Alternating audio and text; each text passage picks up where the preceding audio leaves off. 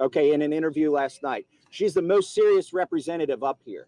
If you listen to the speech that she just gave, she captured exactly what Republicans back home are thinking. They are tired of this swamp. And what does it mean to the Speaker Mike Johnson to be a serious lawmaker? Well, I think it means something different now than it meant 6 months ago or a year ago when he was a rank and file member. Because now to him, being a serious lawmaker means betraying our conference. It means going with the majority of the Democrats and abandoning a majority of Republicans. I don't think that's a serious speaker. I also don't think it's a serious constitutionalist to cast the deciding vote on whether you need a warrant to spy on Americans and getting rid of the warrant provision. So I think he needs to look in a mirror before he criticizes Miss Marjorie Taylor Greene. Are you making it frivolous? Yes, sir. Given the speaker's capitulation recently, ramming through Joe Biden's agenda while betraying constituents, what would the difference? Would there be a difference between Hakeem Jeffries as speaker and Mike Johnson as speaker? Well, you clearly listen to people more than this town. That's exactly what people are saying everywhere. It's all over the internet and comments. It's being said in coffee shops. It's being said, you go to the town square, that's what people are talking about. They're saying, what is the difference? What is the difference between Mike Johnson and Hakeem Jeffries? People are saying that they see no difference. There is no difference because Mike Johnson is sharing the gavel. They're holding it together. And Mike Johnson is not fighting. He's giving Hakeem Jeffries full power. That's why Hakeem Jeffries has given him the biggest endorsement of his lifetime. And that is the last thing that the American people wanted to see. By the way, just on that point about sharing power, it wasn't just Hakeem Jeffries who endorsed Mike Johnson. It was their whip, and it was their caucus chair. That's right. Their entire leadership team plans on getting a promotion in January thanks to Mike Johnson. Where is our leadership team? They need to be as united as Hakeem's team is, and they need to surround Mike Johnson and say, Mike, it's time to leave. Congresswoman, so yesterday we called on her first. Thank you, Congresswoman. Last time it took weeks for you all to coalesce around the speaker to even get somebody who wanted to be speaker. So who do you have in mind this time around to prevent Congress from shutting down and not doing its work again? I'm not naming names, but I think we have people that are capable. Anybody that's willing to fight for our agenda. Anyone that refuses to share the power with Hakeem Jeffries. That's something that we're capable of doing if we decide to do it. This Republican conference can do it. I have watched us do great things. Just as Thomas Massie said, before they ousted Kevin McCarthy, we passed seven separate appropriation bills. We were passing incredible bills that lined up exactly with the reason why people voted for us. And once Mike Johnson took over, he completely stopped it all. We only had 5 left, and he just let them go. Do you want McCarthy back again? That's not what I said. I think he's moved on. What our conference is capable of doing is electing someone that is ready and willing to lead. And I have full faith and confidence we can do it. We just have to do it. Yes. And listen, also from the very beginning, Mike Johnson has had the chance to save us from what happened in October. Yeah. Look, he is a lame duck. He's not going to get reelected in January. He's not going to lead us to any policy wins. He's not going to cut any spending. He is not even going to try. That is why Hakeem wants him to remain a speaker. So what should he do at this point? He should do what John Boehner did. Do you remember when John Boehner left? He gave us notice, and instead of not having a speaker, we allowed him to remain speaker while we did, as an extracurricular activity, elect another speaker. It wasn't like it was in October when we came in. We had to come in every day of every week, and we all had the same meeting, and we couldn't.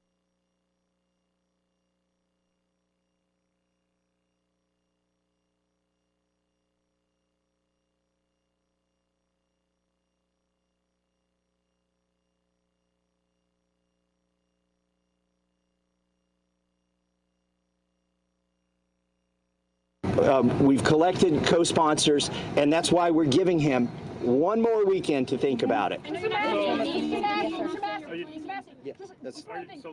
Yesterday, Watley was here kind of making the pitch that doing this so close to an election would not be good for Republicans. Are you worried about kind of what Julie was saying about doing this so close to an election? It took 3 weeks last time, that this could hurt Republicans come November?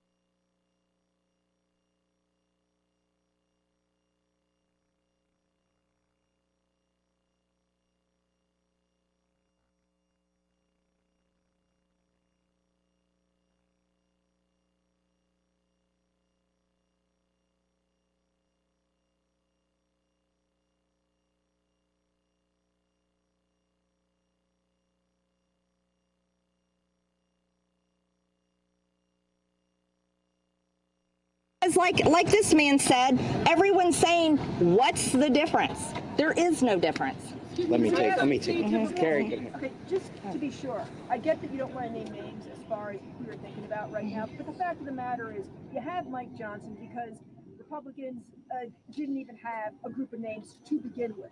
So do you have some sort of short list in mind right now? Are you kind of mulling names? Do you have at least a group of people that you're sort of thinking about? Well, let's be honest. We have Mike Johnson because nobody hated Mike Johnson.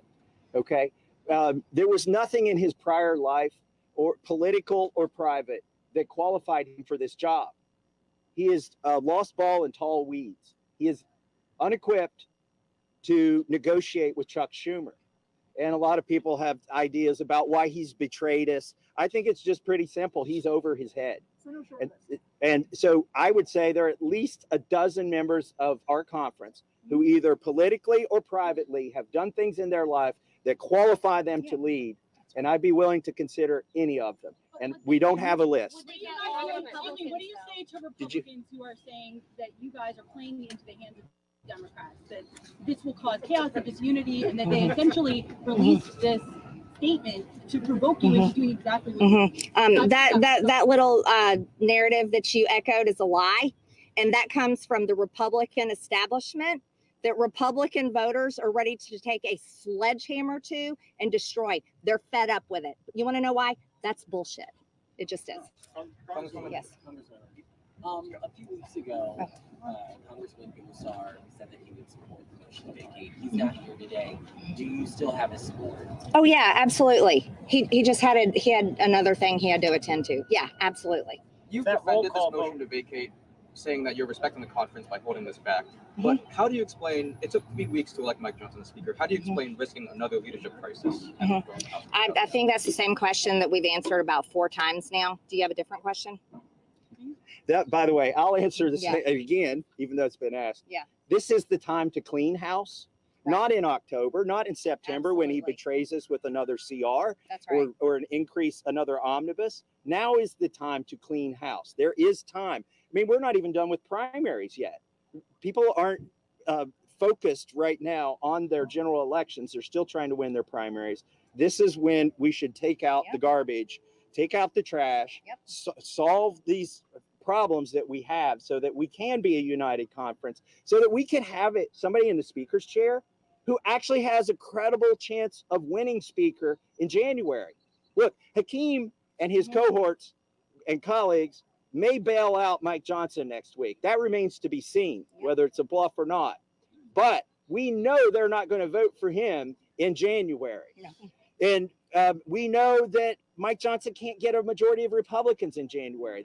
Even our colleagues who aren't co-sponsors of this have privately admitted there is no way in hell they're going to vote for Mike Johnson to be Speaker in January. And so that's why we need to handle it now, put somebody in that seat who can lead our conference and present a united front to Republicans who are going to go vote in November. Are either of you considering running for Speaker? Everybody, we're going to end the press conference. What I'm calling on is, like my colleague here said, Mike Johnson can do some really, he can pray about it, think about it all weekend, do the right thing, and resign, giving our conference time to elect a new leader, a new Speaker of the House. He should reject the endorsement of Hakeem Jeffries and the entire Democrat leadership team. That is not an endorsement that any Republican speaker should ever want or embrace. And this vote will be called next week. And I would just want to urge all our colleagues to prepare for it. It's the right thing to do for America. It's time to clean house and get our conference in order and get ready to support President Trump's agenda. God willing, he wins in November and we take back full power here in Washington in January. Thank you very much, everyone.